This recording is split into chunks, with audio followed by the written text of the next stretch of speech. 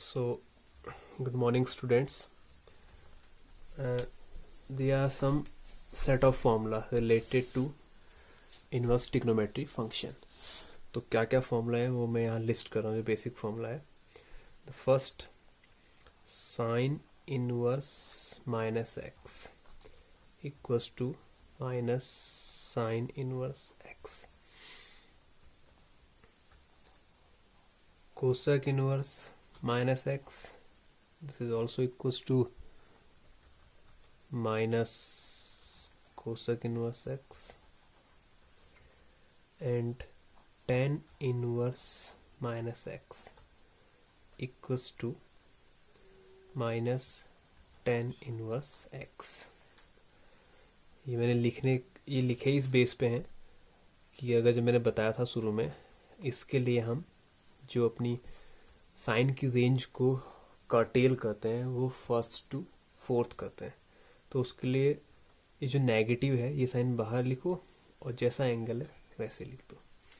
लेकिन फिर ये ध्यान देना कि ये बिलोंग्स वैलिड कब से कब तक है, when x belongs to -1 to 1.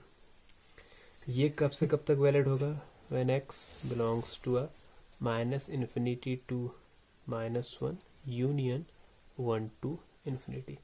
और ये कब से कब वैलिड होगा, when x belongs to are.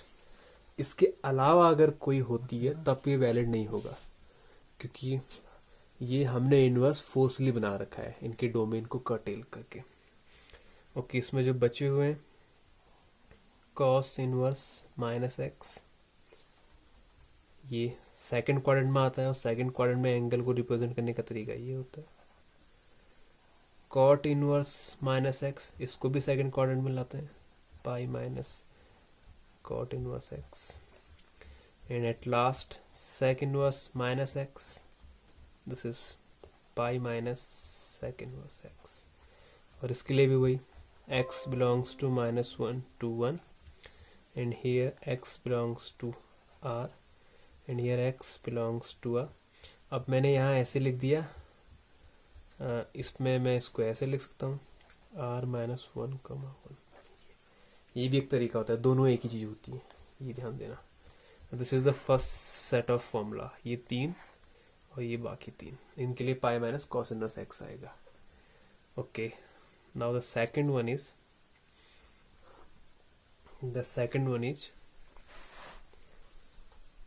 Sign inverse x plus cos inverse x equals to pi by 2. tan inverse x plus cot inverse x equals to pi by 2. and sec inverse x plus cosec inverse x equals to pi by 2.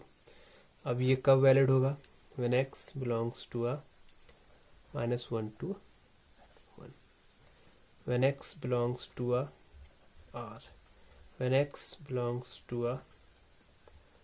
r-1,1. Even बहुत से book में notation देखना, इसको ऐसे भी लिखा होगा. लो, एक और नोटेशन आ गया. तो इसका मतलब और ये सब एक ही होते हैं, इस बात का ध्यान देना. दिस इज, अब ये मैंने अगर x की वैल्यू इससे बियॉन्ड अगर जाएगी -1 to 1 तो ये वैलिड नहीं होगा पाई बाई 2 वाला फॉर्मूला.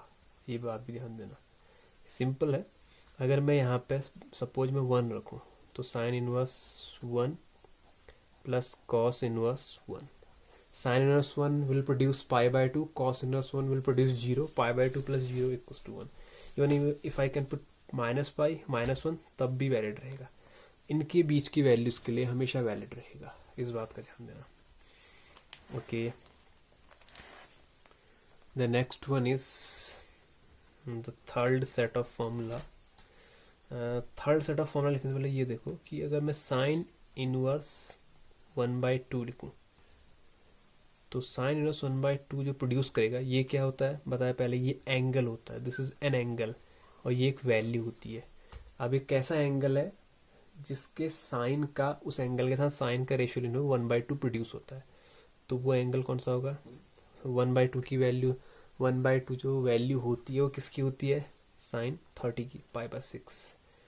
लेकिन साइन ये जो 1/2 है, ये π/6 है, इसको तो मैं इस वैल्यू को तो मैं इस टर्म में भी लिख सकता हूँ, कोसेक इनवर्स 2, इसकी वैल्यू भी तो वही आएगी। तो इससे मेरे कहने का मतलब ये है कि sine inverse x equals to sin inverse x equals to I can write in terms of cosec inverse 1/x, ये मैंने लिख दिया। अच्छा, ये लिखने के बाद इसमें ये देखो कि इसका डोमेन क्या होता है, इस x का डोमेन, इस x का डोमेन होता है x belongs to a -1 to 1। अब इससे पूछो कि तुम्हें कोई प्रॉब्लम तो नहीं है इस डोमेन के अंदर, इसके बीच में जो मैंने इंटरवल लिखा हुआ है इसके बीच में वैल्यू 0 आएगी, उस 0 को तुम यहाँ पुट करोगे, इफ यू पुट हियर तो 1/0 इज नॉट डिफाइंड, तो ये तो प्रॉब्लम क्रिएट करेगा। तो ये जो डोमेन मैंने लिखा है इसमें थोड़ा सा मैं इसको मॉडिफाई करके इसमें से 0 को हटा दूंगा, तो ये रिलेशन वैलिड है, बट इसके लिए वैलिड है कि x बिलोंग्स टू -1 to 1 और 0 उसमें नहीं आएगा, तो इस बात का ध्यान देना। तो ये इसका लिखना जरूरी है। ओके, इन सिमिलर वे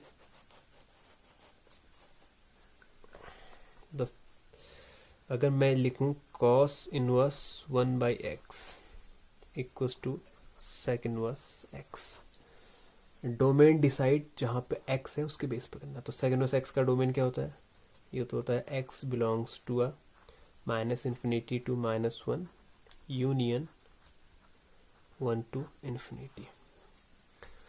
अब इसके बेस पे इसको चेक करो कि इसे कोई प्रॉब्लम तो नहीं है, इसे चेक करो।